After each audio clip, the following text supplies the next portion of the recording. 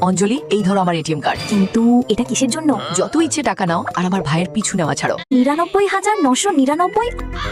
আমার অ্যাকাউন্টে তো মাত্র 5,000 টাকা আছে। এলে তো লাইনে। আমার মনে হচ্ছে তোমাদের দুজনের মধ্যে বড্ড গভীর প্রেম, কিন্তু আমি তোমাদের দুজনকে আলাদা করেই ছাড়বো। আরে ননদিনী, চুপ করো, আমি তোমার ননদ নই। তুমি আমাকে শুধু আমার নাম ধরে ডাকবে। বেচারি রক্ত চুষে খেয়ে ফেলেছে নির্ঘাত।